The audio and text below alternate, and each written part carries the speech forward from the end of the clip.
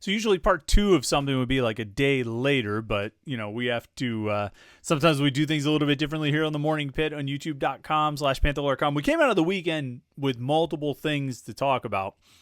Obviously the blue gold game was a big one, and just, not as much the blue gold game, but kind of a spring camp wrap up was a big topic that we knew we wanted to discuss. But then there was also basketball transfer portal news that we needed to discuss as well. And so it's like, how do we balance all this stuff? It's like, okay, well, on Monday, we'll talk about the blue gold game. We'll do the recap there.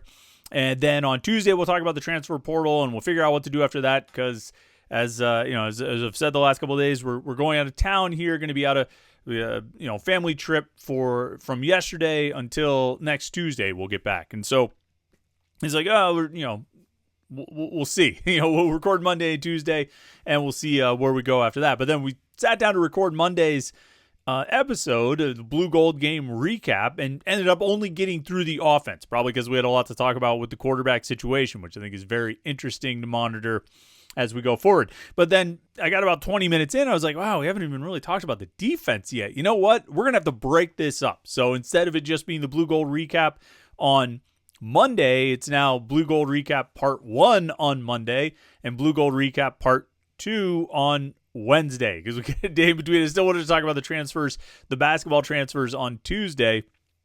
So either way, it's a little bit of Pitt content to get your day started, a little bit of Pitt sports talk to get going here on a Wednesday on youtube.com/Panther-Lair.com. A lot of interesting things, I think, to talk about with Pitt's defense coming out of spring camp, coming out of the blue gold game.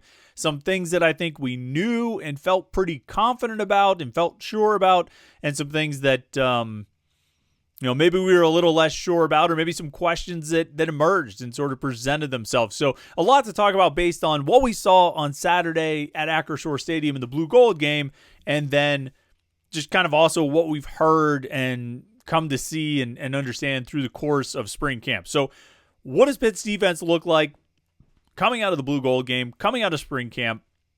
What are the expectations on that side of the ball heading into the second offseason here as we count down the months until training camp in August? Let's talk about Pitt's defense here on the Morning Pit, youtube.com/Panther-Lair.com.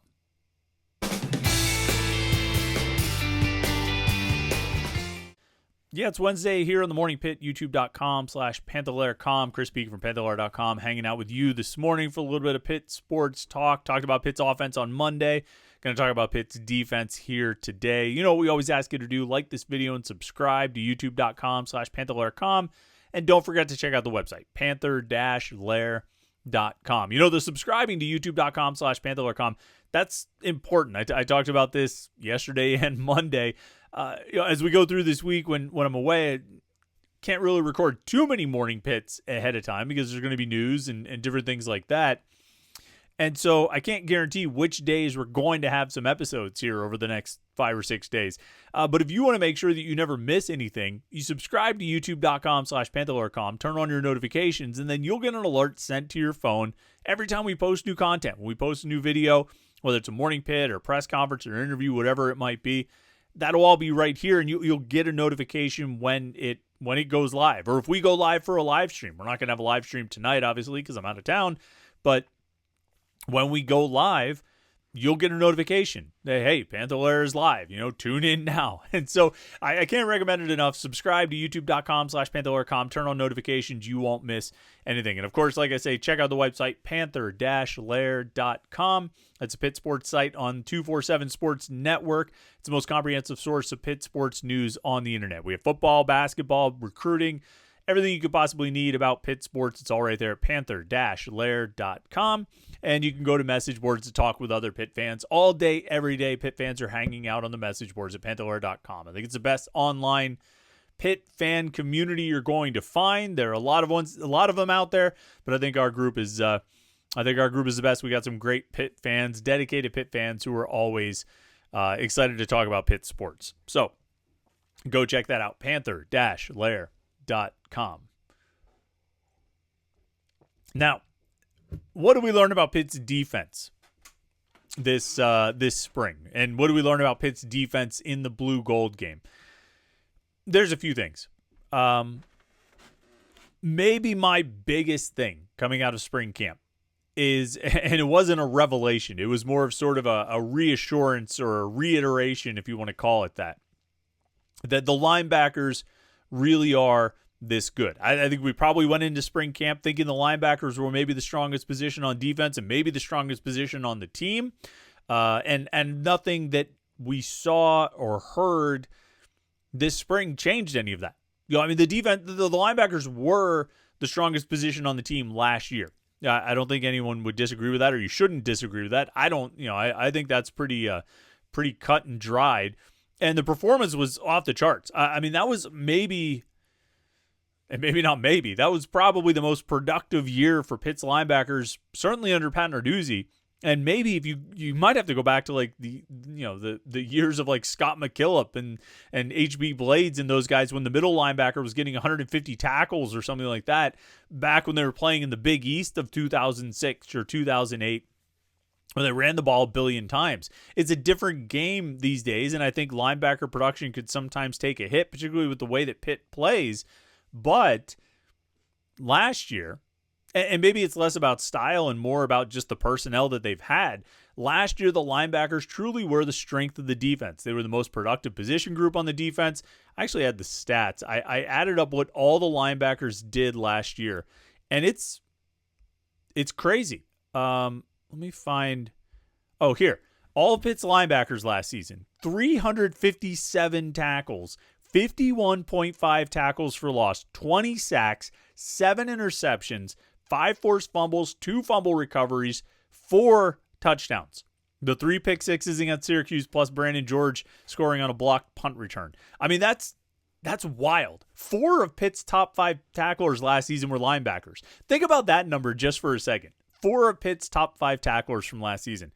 They play a 4-3 defense. There's only 3 linebackers on the field at a time, and yet 4 of their top 5 tacklers on the team were linebackers. There were only 4 Pitt players last year who had double-digit tackles for loss. 3 of them were linebackers. And if you look at the sacks, like the team leader in sacks was Kyle Lewis. He had 7. Rasheem Biles was second. He was tied with Jimmy Scott with 6 sacks. So you have linebackers in the top 2 spots in terms of sacks. 3 out of the top 4 in tackles for loss. 4 out of the top 5 in total tackles. Kyle Lewis led the team with 4 interceptions. The linebackers were the strength of the defense last year. And not necessarily because the other groups were bad. I mean, the defensive line, I think, was a little bit below what we've come to expect out of Pitt's defensive line, or some of the years where the defensive line was the strength of the team. But I think the secondary was fine. The linebackers were just that good. And what's remarkable is coming into this year, they've got most of those guys back. They've got all the guys that you really hope to get back. They've got them back. They've got Kyle Lewis back. They've got Rasheem Biles back. They've got Braylon Lovelace back. They lost Brandon George and Key Thompson to graduation. They lost Jordan Bass to the transfer portal. But they've got those 3 that I mentioned, Lewis, Lovelace, and Biles. Plus they've got Cam Lindsey. Plus they've got Jeremiah Marcelin. Like that 5 right there might be, and maybe there's not a might, but it might be better than the group last year that had, those 3, Lewis, Lovelace, and Biles, plus Bass, George, and Thompson. I think the group is going to be really good, and they were really good in the spring game. Like the blue gold game, it's tough sometimes to sort of tell what guys are doing or who's doing what and how well they're doing, because it's not full contact, and we know all the sort of caveats that coming along with the spring game. But Braylon Lovelace had 7 tackles and a tackle for loss. Kyle Lewis had 6 tackles and a tackle for loss, plus a passing touchdown. Cam Lindsey had 5 tackles and 1 tackle for loss. A couple of the walk-ons like Abe Ibrahim had 6 tackles. Luke Del Gaudio had 5 tackles and a tackle for loss. It's a playmaking position group that hasn't always made plays in this defense. I remember it was remarkable. The first year, 2015, like Mike Caprera and Mike Columbus put up like good numbers. I think they both maybe had like double-digit tackles for loss and like 5 sacks. They each had like an interception or 2, and that was like remarkable production, better production, more playmaking production than we had seen out of the linebackers at Pitt probably since Scott McKillop in 2008. Well, since 2015, it's kind of been back to the pre-2015 levels that the linebackers just weren't producing much up until last season. Everything we've seen, everything we've heard throughout spring camp and in the blue gold game on Saturday indicates that they're going to pick up where they left off. Interceptions, forced fumbles. There's a matter you do have to put yourself in the right position. You have to make those plays, but there's also a matter of opportunity. Our guys, our team's going to throw at Kyle Lewis, or are they going to be a little bit more aware of number 9 is at all times? Are they going to be a little bit more aware of where number 31, Rasheem Biles, who may or may not be wearing 31. He had a number 3 jersey on Saturday. He didn't play on Saturday in the blue gold game because he's been out all spring with an injury. But I think he had a number 3 jersey on, so we'll see if that sticks. But anyway, they'll be more aware of where these guys are, and so maybe you'll have less of a chance of getting those interceptions. But the tackles for loss, the sacks, the playmaking ability, I think is going to be there with this group, and it should be at another level because Kyle Lewis is a year older with a year more of film study and knowledge under his belt. Ditto for Biles, ditto for Lovelace. Cam Lindsey and Jeremiah Marcelin are really promising young players, second-year linebackers who I think are going to be really, really good in this defense. It's a strength of the defense. And the coaches, coach speak is coach speak, right? But I think coaches more often than not will err on the side of underselling things than they err on the side of overselling or hyping. And they don't really hold anything back when they talk about these linebackers. They are just as excited about them as you probably are, because I think they have just as high of expectations for the linebackers this year as you probably do after what the linebackers did in 2024. So, long way of saying we went into spring camp expecting the linebackers to be awesome. We came out of spring camp expecting the linebackers to be awesome. And unless there's some kind of transfer, this is my paranoia chipping in now as I sit here. We're releasing this on Wednesday. As long as nobody's transferred, because you have to add that caveat. As long as nobody's transferred, this group is going to be really, really good. And then you have some intriguing guys like a Jaden Bonsu, who came in as a transfer from Ohio State. I'm curious to see what he's able to do. He had 1 tackle in the blue gold game. He was a safety at Ohio State. They moved him to linebacker. He looks like the part. He's physically, he probably could fill out a little bit. But he looks the part. He's a good athlete. We'll see what he's able to do. But even just that top 5 of Lewis, Lovelace, Biles, Lindsey, and Marcelin, I think you've got a really good group of linebackers there that are going to be one of the better groups in the ACC, I would think. Ditto for the guys behind them. The safeties, again, we could look at the stats from the blue gold game. Cruz Brookins had 4 tackles.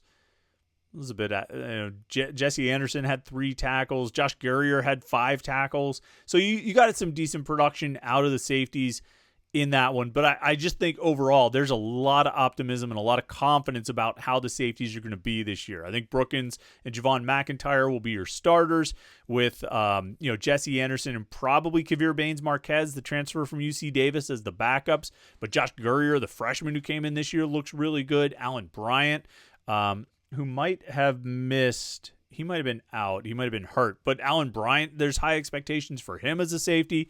I think... we've talked about this many times about the tradition at safety that Narduzzi has established. And you look at the guys they've had once they got it rolling, just year after year, just keeps going at a really high level. I don't see any reason why it would fall off this year. They had really good last year with Donovan McMillan, 100 tackle guy. I think Cruz Brookins, there's a lot of excitement about Cruz Brookins and what he's going to be able to do, and it sort of matches the excitement I heard prior to last season about Kyle Lewis. Now, I'm not saying Brookins is going to have a Kyle Lewis All-American season, but it's that level of excitement from the same people who are excited about Kyle Lewis. They're telling me, Cruz, it really is that good. So I think the safeties, everything coming out of spring camp is that those guys should be really good again. And I'm intrigued by the corners. Rashad Battle didn't practice this spring. He's been hurt, but you got Tamon Lynham back. You brought in Rashawn Murray as a transfer from Cal PA, who, do you want a Cal PA transfer as your starter? Maybe, maybe not. We'll see how he plays. But as, a top 4 guy, a rotational guy, it's perfectly fine. You know what I mean? I think he would be perfectly up to that task. And then there's Shadarian Harrison, most improved defensive player of spring. He had 4 tackles and 2 interceptions in the blue gold game. And this, Harrison is a guy who, from the time he signed with Pitt, I mean, we were hearing rave reviews about how high the Pitt coaches were on him and how high the expectations were. He's had some injuries that slowed him down the last 2 years, but he's healthy now, and he looks like he gets it. And he certainly made plays in the spring game. He could be that next big-time corner at Pitt, and you put him in a rotation with Tamon Lynham and Rashad Battle and maybe Rashawn Murray, or whoever else you might need to slide out there, Nigel Maynard or Davian Pritchard. I mean, it's Pat Narduzzi defensive backs. There are going to be a bunch of good players out there. This staff knows what they want at DB. They're able to get those guys, and they're able to, I think they do a great job evaluating and then a really good job developing them. And, I think you're seeing it. I think the corners will be even better this year than they were a year ago. And last year, I thought they were okay. They had their moments of breakdowns. There's always going to be times when these corners get beat because that's just how this scheme works. But I think you got to feel pretty good about the back 7 heading into, coming out of spring camp. For the front 4, I think the defensive tackles will be really good. Randy Bates, the defensive coordinator, pointed that out on last Thursday, I guess it was, that the defensive tackles probably don't get talked about enough, but he's pretty confident they have a really good group, and I think so too. Sean Fitzsimmons, Francis Brew, Jasir Whittington, he had 3 tackles and 2 tackles for loss. Brew had 2 tackles and 2 tackles for loss.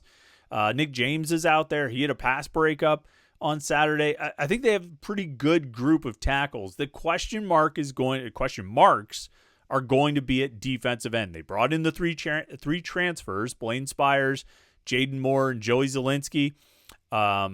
Moore made the biggest impact in the blue gold game. He had 3 tackles and 2 tackles for loss.